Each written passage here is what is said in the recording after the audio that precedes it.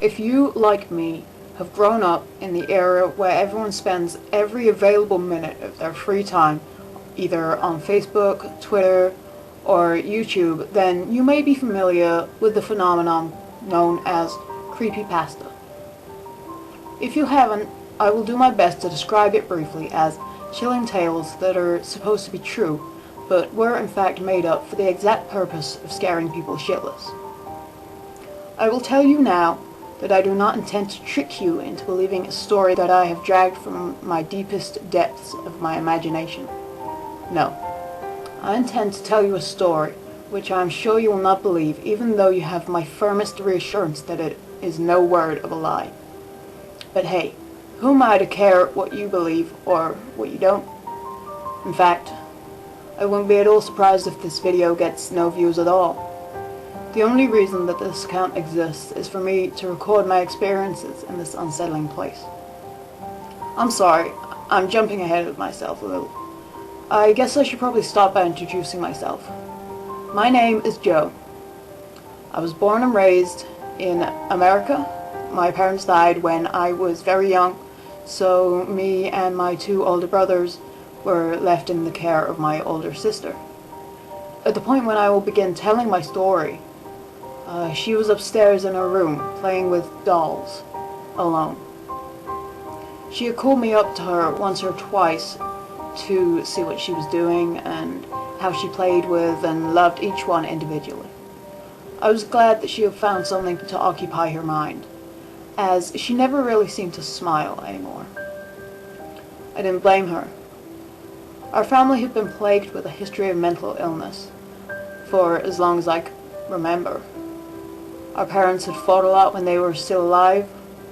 I have vague memories of them shouting and breaking things. It was a good few years after they died that the nightmares stopped occurring, and I could finally attempt to move on from my troubled childhood. I myself was the subject of manic depression, anxiety disorders, and a whole list of other mental disorders. My siblings had also been cursed with similar afflictions. No sooner had my two older brothers reached the age of 12 had they taken their own lives. This caused my oldest, and now my only sibling, to fall into an even deeper depression. She tried her best to provide, but she found it hard. So I'm glad she had her dolls. To be honest, they were probably more of a comfort than I could ever wish to be. I spent my time scrolling through page after page of Tumblr posts and listening to heavy metal. However, I had no idea that the slow drone of a life would one day change completely. It was a normal day for me, bullied at school, yelled at by the teachers for failing to understand the work. I came home to find my sister simply sat at the kitchen table, staring into space. As I entered the house, she looked at me and asked absently if I had had a good day. I nodded vaguely. I never told her of my misfortunes, as I didn't want her to become any more upset than she already was. With this, she stood up and began to prepare to cook dinner.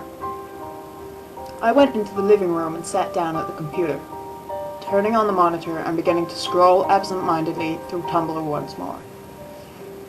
After a while, I came across a post that was one of those Uncle Sam posters, where he points at the viewer and the caption says, "We want you." I ignored it and continued scrolling, thinking nothing of it until it appeared again, further down the page. I paused for a moment, frowning. Then I shrugged and continued scrolling once more. This was when things began to get weird. The further down the page I scrolled, the more frequently it appeared. Soon I was seeing it between every other post.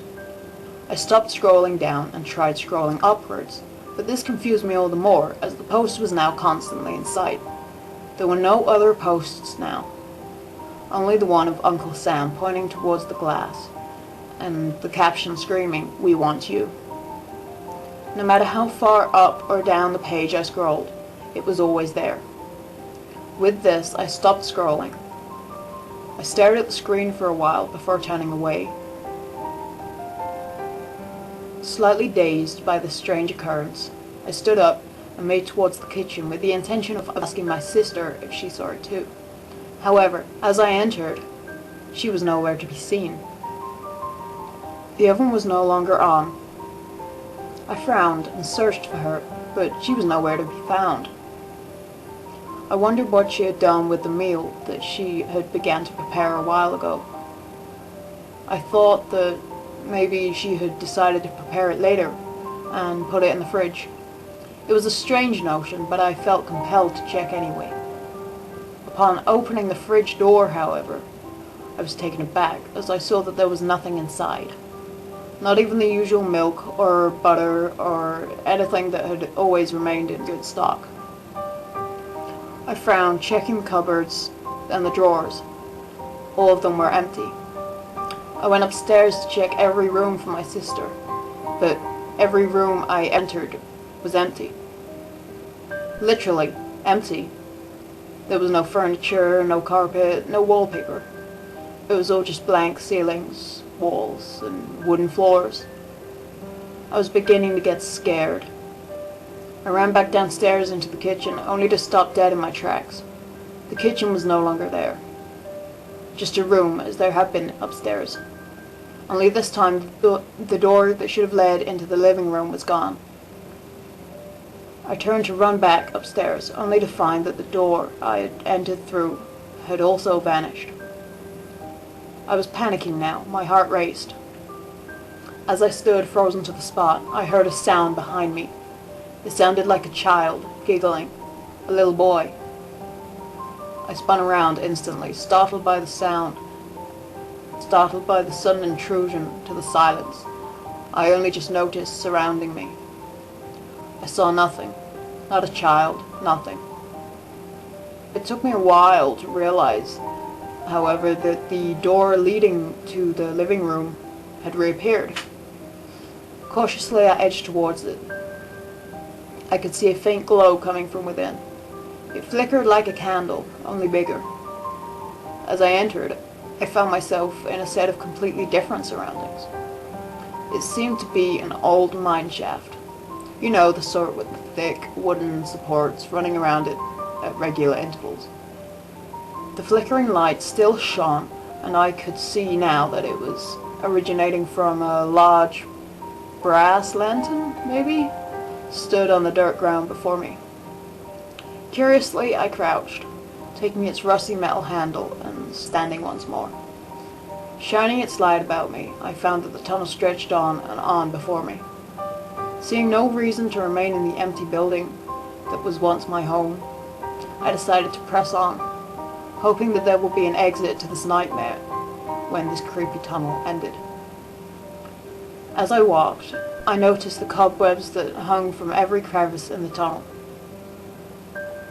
Some were only thin strings that swung freely through the air, but in places there were great masses of the stuff, so thick that it looked like someone had just shoved cotton wool into the corners. The further I proceeded into the strange cavern, the thicker the cobwebs became, until soon they were almost as large as me. It was only after some time of walking this seemingly endless shaft that I realized that the webs were moving slightly.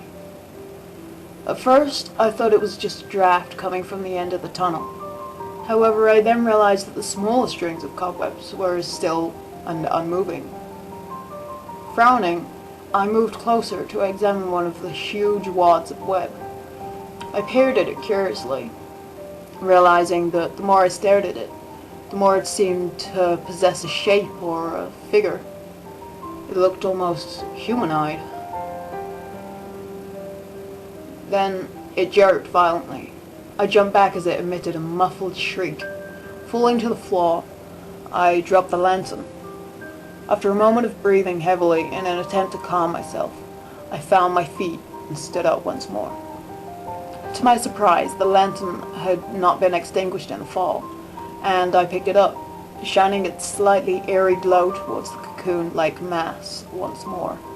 Yes, that's what it reminded me of. A giant cocoon.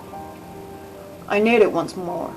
cringing as I decided to push my hand into its depths in an attempt to rip it open and reveal what it was that had made that terrifying sound. To my horror, as I pulled away the sheets of cobweb, I saw, tangled in this nightmarish cocoon, was the mangled body of my sister.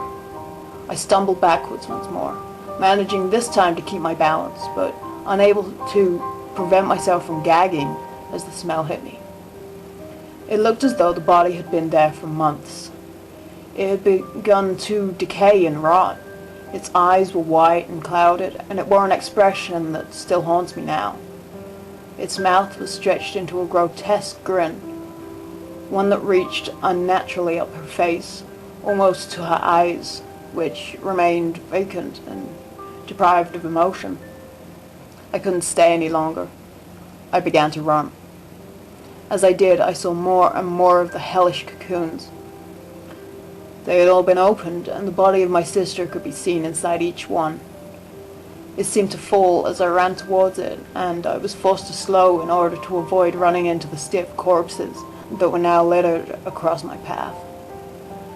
I became ever more disturbed as, after a moment or two of running, the bodies changed from my sister's to that of my two older brothers.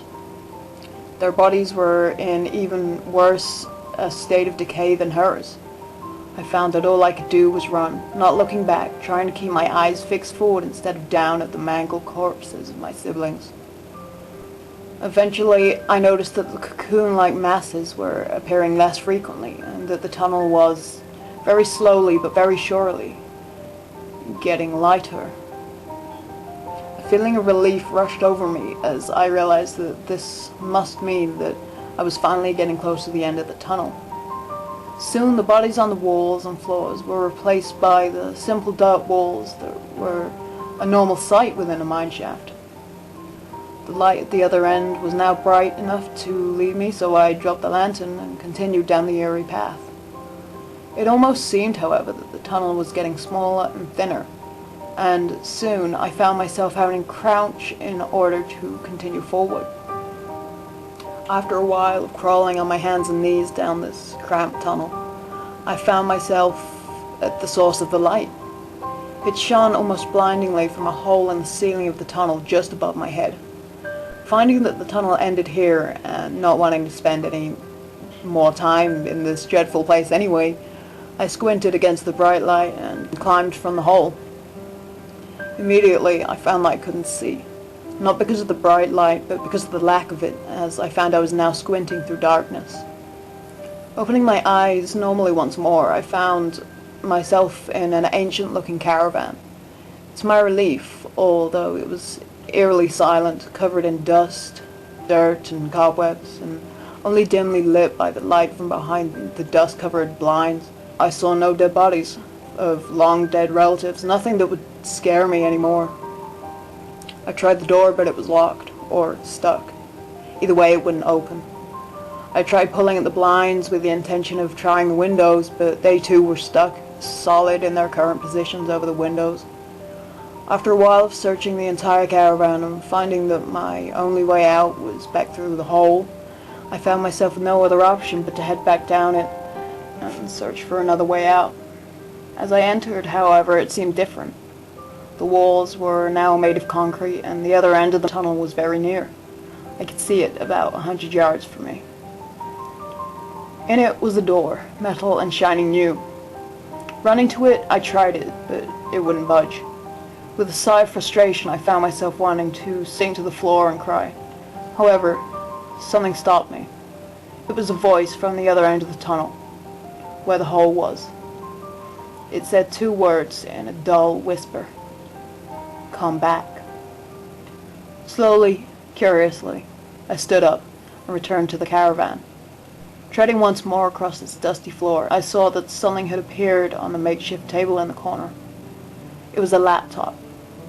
As I approached, I stared at the desktop background with some confusion. But as I noticed the microphone and the shortcut to a video editing program, I realized what all of this was. I realized what I was supposed to do. So I began to record this. And now here I sit, telling you the story of how I ended up in this godforsaken place. I don't know who decided that this would be my fate or why they wish this upon anyone, let alone me of all people. All I really know for certain, although it still isn't exactly clear to me how I know this, is that I'm doomed to remain here forever, entering the door over and over again. Each time I will find a different horror within, only to return to this caravan and record my findings. Maybe it's someone's idea of a sick joke, but if it is, I find myself able to sympathize with them, as I know what it feels like to be misunderstood, to have problems, to struggle to understand. So now, I will edit this recording and upload it with the only music and the picture file from the desktop on the otherwise blank hard drive of this laptop. I will create this YouTube account in order to fulfill the wishes of whoever brought me here, to make this thing, this experience, and my future experiences in this place a matter of public record. And I shall simply call it my playhouse.